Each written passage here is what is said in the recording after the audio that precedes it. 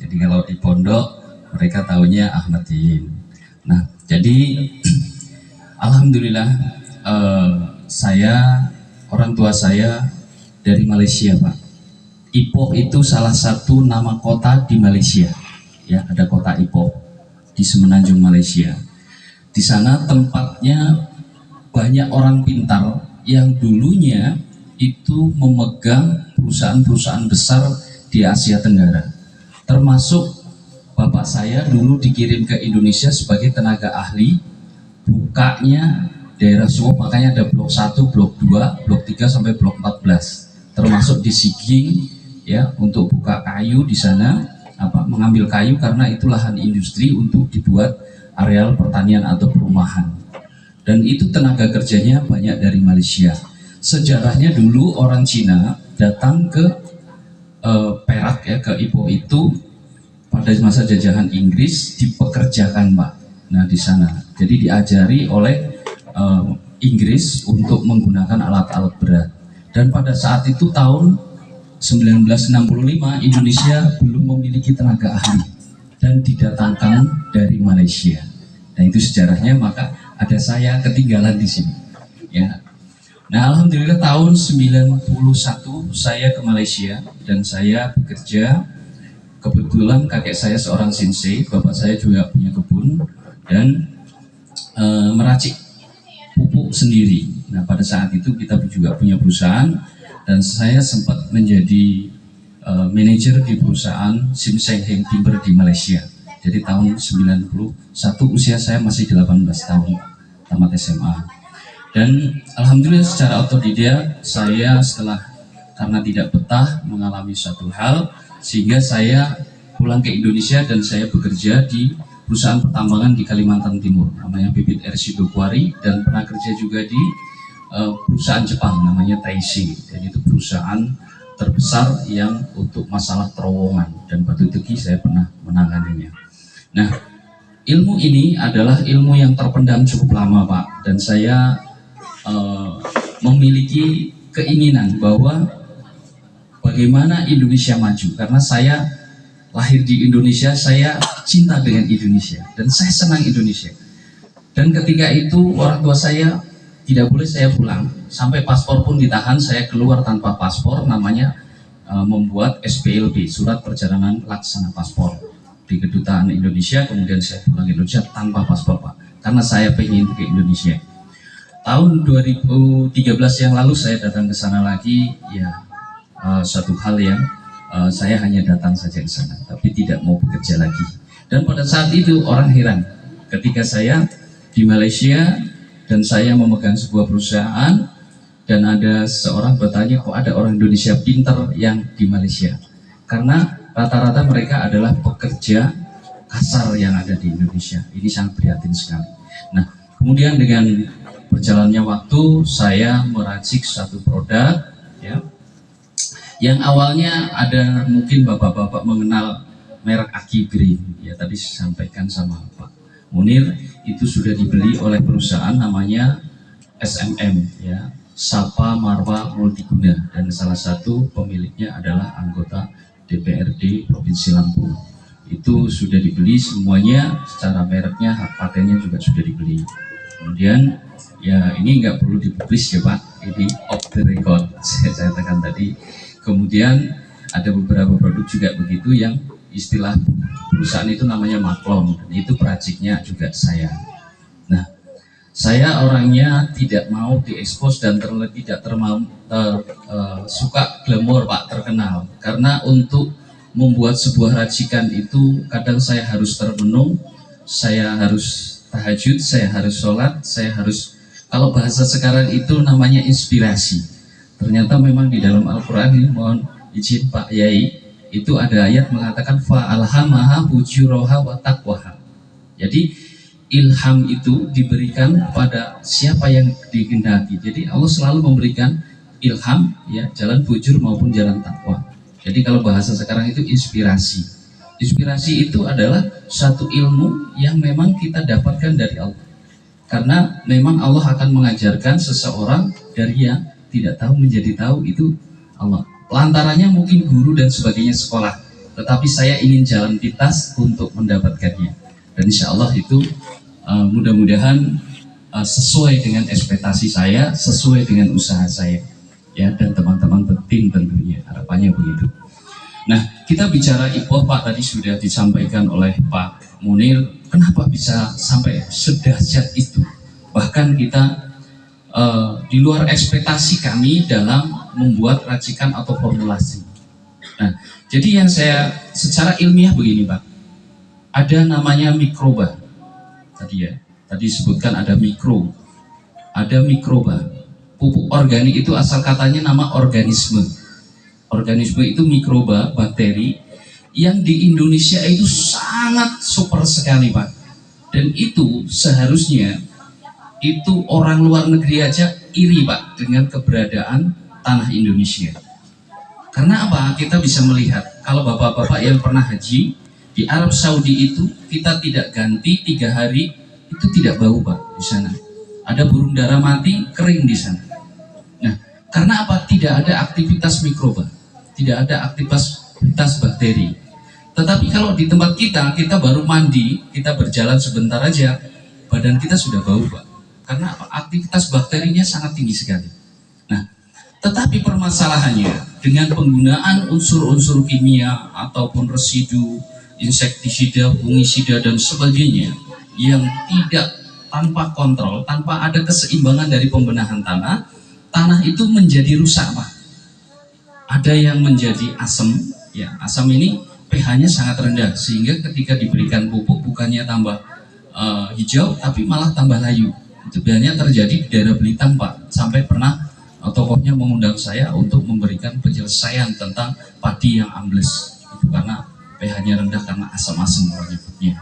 Nah, ini kita harus benahi tentang pH yang rendah. Kita tingkatkan pH-nya. Dan kebetulan di IPOH ini kita buat formulasi yang ada kandungan asam humat, Pak. Jadi asam humat itu namanya asam, tapi pH-nya itu 11, Pak. Ya, pH-nya 11. Nah, dari mana asam humat ini kita peroleh? Asam humat ini diperoleh dari batu bara yang masih muda, Pak. Jadi batu bara muda ini prosesnya itu proses dari kompos yang sudah jutaan tahun. Jadi kalau dalam hitungan 10 gram itu kemungkinan ya, diestimasi itu setara dengan 10-20 kilo kompos, Pak, dari 10 gram. Karena itu sama dengan ekstrak kompos, bahasanya begitu. Maka kalau dimasukkan 1 sendok ke dalam jerigen 20 liter itu sudah hitam semua, kan kompos seperti itu. Nah, ini adalah sesuatu yang luar biasa dan Indonesia dikaruniai sangat banyak sekali. Namun belum ada yang membuat teknologinya, Pak. Kami membuat teknologinya supaya ini sesuai. Ada banyak asam umat dari Amerika, ada dari Cina, ada. Tapi saya pernah ngobrol dengan para periset, itu tidak cocok dipakai di Indonesia. Bahkan yang tumbuh hanya rumput yang luar biasa. Dan itu pernah diuji coba di PT GGBC di Umah Jaya. Itu luar biasa dan tidak bisa kejar-kejaran dengan biaya untuk membasmi rumputnya, karena luar biasa tadi rumputnya yang terjadi. Nah, ini asam umat yang kita buat, yang kita racik ini sesuai dengan standar Indonesia. Jadi kultur Indonesia itu disesuaikan. Nah, itu kita bicara asam umat. Kita bicara mikroba, Pak. Di dalam pupuk IPOH ini ada bakteri namanya Peanibacillus, ya. Bapak-bapak nggak perlu kenalan, nggak perlu dihafal, karena itu namanya nama Latin, Pak, nggak ada nama Jawanya, Pak. Jadi Peanibacillus ini adalah satu mikroba yang mampu menambat nitrogen, Pak. Jadi nitrogen itu urea. Jadi urea itu ditangkap oleh si Peanibacillus. Kemudian kemampuan yang kedua, dia mengeluarkan toksin untuk mencegah jamur patogen untuk menginfeksi akar. Sehingga si akar ini selain dia busuk juga kadang menghambat dari penyerapan makanan. Yang kedua ada Pseudomonas florensis, Pak. Itu sudah spesifik, Pak. Fungsinya untuk apa? Memecah fosfat. Jadi Bapak tebar NPK banyak pun, kalau fosfatnya itu tidak ada agen pemecahnya, itu kurang serap, Pak. Ya, fosfat ini asam, ini juga bisa membuat tanah menjadi asam kalau dia tidak terpecah menjadi residu, Pak. Menjadi zat atau racun yang ada di dalam tanah. Maka di dalam pupuk ipoh itu ada Pseudomonas florensis. Nah, yang ketiga kita ada namanya Rhizobium. Rhizobium itu adalah sejenis mikroba yang mampu mengurai unsur organik untuk menjadi pupuk, Pak. Kayak ini kopi, daunnya jatuh, busuk, akarnya busuk, itu jadi makanan kembali, Pak. Sebenarnya Allah itu sudah memberikan sunatullah. Pohon itu tidak punya kaki karena dia nggak bisa pergi, Pak. Kalau kita nggak ada makanan di rumah, kita bisa pergi ke padang. Kalau dia nggak ada makanan, mau pergi kemana? Dia nggak bisa kemana-mana, Pak. Makanya sunatullahnya itu, ya dia daun yang gugur itu jadi makanan kembali sebenarnya, seperti batang pisang jadi makanan kembali. Kalau kita pikir, Pak, orang Indonesia, saya pernah ngobrol dengan teman yang tadi kata Pak Munir sampai harus ke luar negeri untuk mencari nafkah. Saya katakan Anda itu kalah dengan pohon pisang. Pohon pisang itu nggak punya kaki, tapi dia nggak pernah pergi kemana-mana, dia bisa menghidupi anak cucunya. Ya nggak, Pak?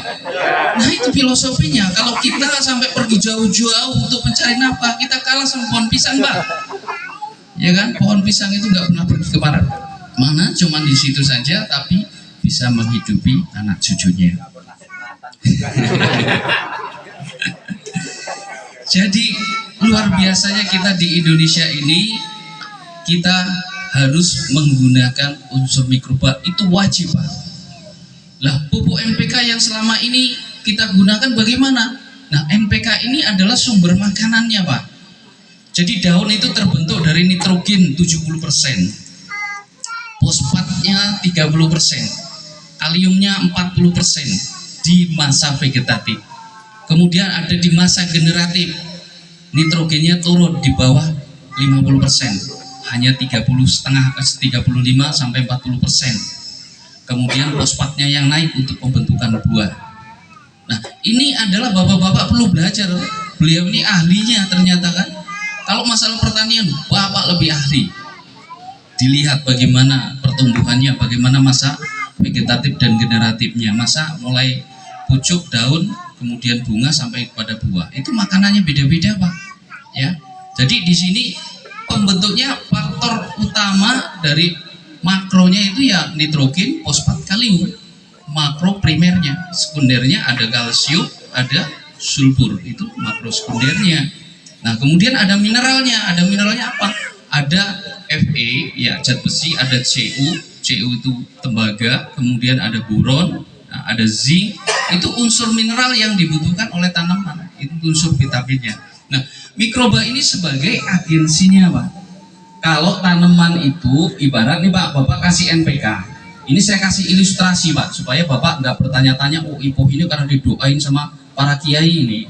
Akhirnya nanti bingung, ini nggak logis lagi kita berbicaranya, Pak, ya. Kita ilmiah kita bicaranya. Jadi kalau kita NPK kita ilustrasikan sebagai makanan. Tubuh kita itu butuh makanan, sumbernya karbohidrat, protein, dan lemak. Itu yang terbesar yang dibutuhkan oleh tubuh kita.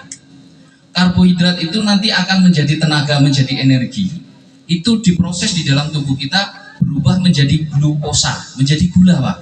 Ya, makanya kalau orang diabetes nggak boleh banyak makan nasi, karena di dalam tubuh kita nanti berubah menjadi glukosa, menjadi gula.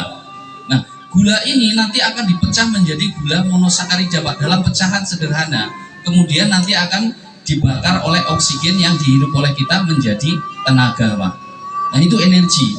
Kemudian protein itu akan membentuk sel, membentuk asam amino, kemudian nanti berubah menjadi sel regenerasi, Pak. Makanya kalau orang hidup itu regenerasi selnya itu bagus. Kalau orang tidak stres itu awet muda, Pak. Karena regenerasinya itu bagus. Nah, itu dari mana? Dari asupan protein yang membentuk asam amino. Kemudian lemak itu membentuk asam lemak, Pak. Nah, ini diproses di metabolisme oleh tubuh yang namanya pankreas, Pak. Ya, itu dipecah. Nah, kalau kita, Pak, suruh makan beras, kira-kira gimana? Habis nggak satu piring? Nggak habis, Pak. Jadi NPK itu ibaratnya kita ngasih beras, Pak, ke tanaman. Jadi beras ini harus dimasak dulu.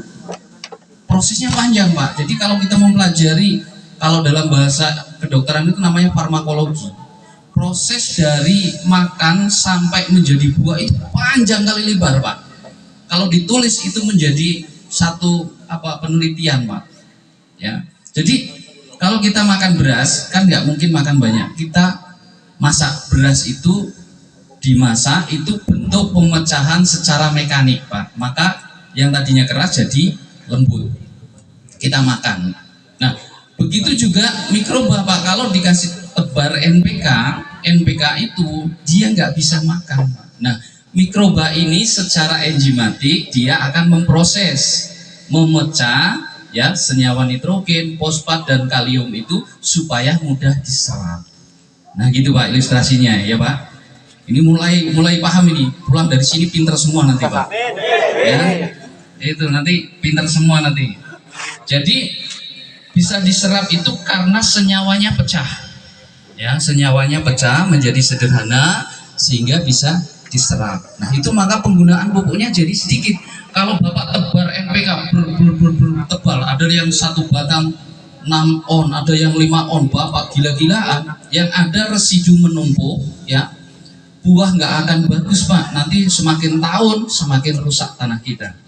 Nah, itulah metode pemupukan yang sederhana, yang pas, yang tepat. Tapi jangan juga salah persepsi. Makanya saya kesini salah satunya ingin membuktikan benar nggak ceritanya bapak-bapak. Karena ada Pak ini jual produk ya di sebuah perusahaan, yang perusahaan itu overclaim Pak. Oh, pakai pupuk ini nggak usah pakai pupuk apa-apa, nggak usah pakai insek, nggak pakai fungisida apa, cukup satu ini, 1 sendok udah hasilnya bertonton. Ya nggak mungkin tuh Pak. Ya kan, nggak logis itu. Kalau ada dagangan seperti itu ya disenyumin aja Pak, karena udah maunya itu marketing yang ngomong seperti itu. Kalau saya kan bertanggung jawab tentang keilmuannya Pak, jadi nggak bisa saya bercerita dengan klaim seperti itu, harus sesuai fakta. Nah, ini yang membuat seseorang pupuk tadi ya, kalau kita tebar dengan cara ditebar tadi itu kemungkinan hanya 30% Pak yang serap, 30%-nya jadi residu, 30%-nya menguap ke udara Pak. Ya, apalagi Bapak tidak benam, tebar-tebar aja, urea itu kan gampang menguap Pak. Coba kalau Bapak taruh urea di rumah, nanti kena udara Bapak ada aroma pesing-pesing ya Pak. Nah itu aromanya Pak, aroma amoniaknya muncul karena itu mudah menguap Pak. Maka udara kita itu 70% itu adalah urea Pak, nitrogen. Dari menguapnya salah satunya adalah penguapan amonia dan urea yang Bapak tebar. Maka diambil alih sama tukang tambal ban. Tambal ban itu jual kan tambal ban nitrogen. Nah, itu Pak. Jadi urea itu tapi dalam bentuk gas. Makanya kalau kemarau panjang begitu hujan langsung subur Pak, karena ureanya menumpuk di udara. Nah itu Pak logikanya begitu. Nah jadi di sini butuh nitrogen, butuh penambah pengikat supaya nggak menguap. Siapa? Si Peanibacillus yang ada di dalam IPO tadi Pak, di dalam pupuk IPO. Diikat supaya dia nggak kabur. Ya, maka wajib dicampur. NPK-nya dicampur. Nah, dengan IPO. Nah, sekarang ada produk lagi yang cair. Di situ ada NPK-nya, kemudian ada sulfurnya, ada asam humat dan asam sulfat. Itu lebih ke arah massa generatif. Supaya nanti hasil kopinya lebih, rendemennya lebih tinggi. Tadi Bapak katakan sudah dapatnya berapa karung, jadi berapa karung Pak?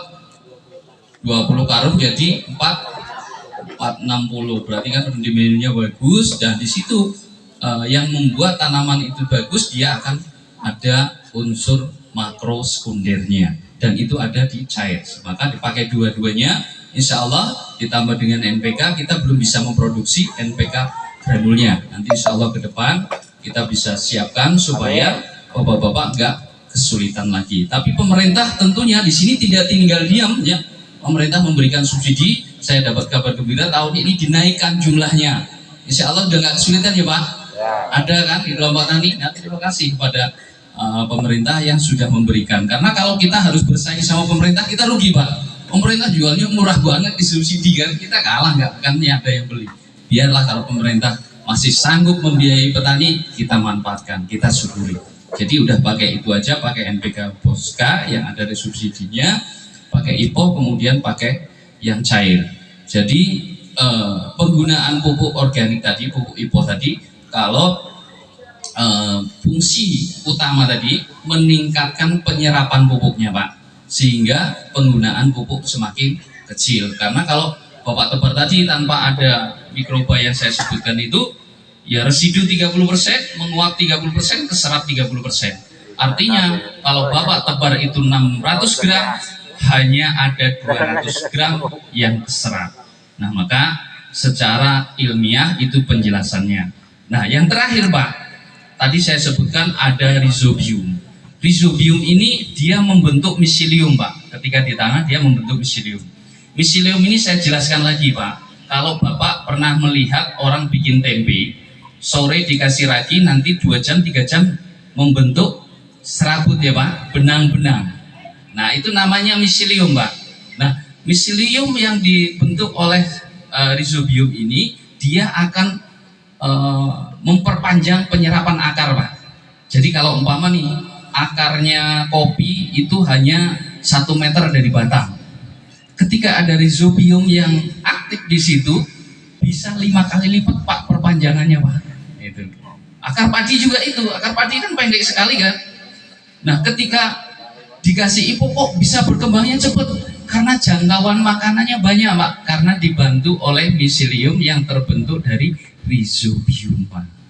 Nah ini Pak, jadi penjelasannya Bapak ini kalau kuliah mahal Pak ini. Mahal ini kalau kuliah ya.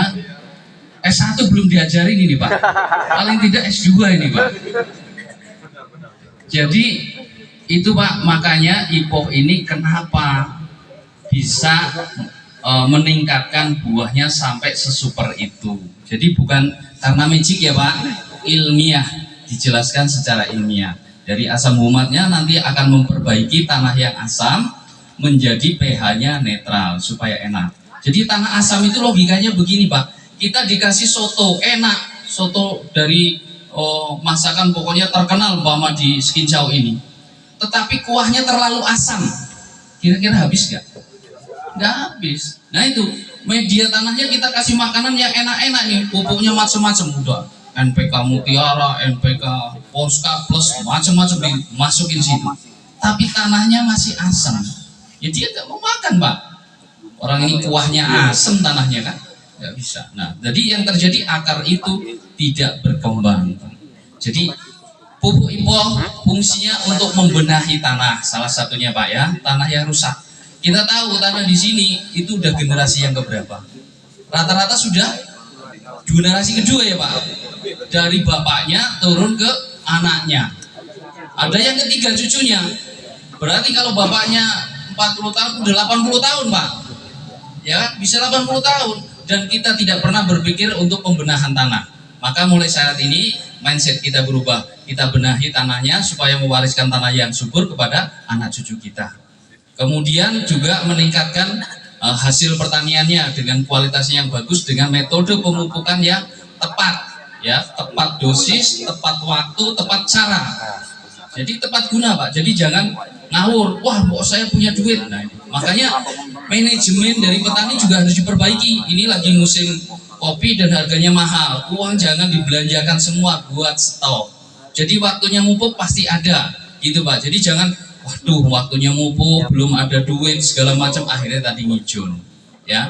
Dan kita udah ini manajemen yang harus bagus petani ketika punya uang, ketika punya penghasilan panen, karena mungkin tidak akan selalu seperti ini, tapi nanti ketika harga turun pun kualitas kita sudah meningkat sehingga kita hasil tetap stabil ya Pak. Jadi harapannya kalaupun harganya tidak mahal tetapi kuantitinya, panennya bisa lebih banyak lagi sehingga kita akan mendapatkan hasil yang sama. Karena ini ya informasi harga kopi naik ini karena di beberapa negara banyak yang gagal panen. Kalau mereka panen, kita harga turun. Mudah-mudahan keilmuan ini sudah bisa diserap, bisa dipahami, kemudian bisa diaplikasikan, dan nanti hasilnya bisa kita lihat bersama. Nanti insya Allah pada kunjungan berikutnya saya mendapat kabar gembira, sudah daftar haji semua. Amin. Baik, itu saja yang saya sampaikan. Mudah-mudahan bermanfaat. Saya sebagai manusia biasa Pak, Ya, tentunya banyak kekurangan, banyak kesalahan ataupun kata-kata yang kurang berkenan. Saya mohon maaf yang sebesar-besarnya. Saya akhiri, wabillahi taufiq wal hidayah. Wassalamualaikum warahmatullahi wabarakatuh. Waalaikumsalam.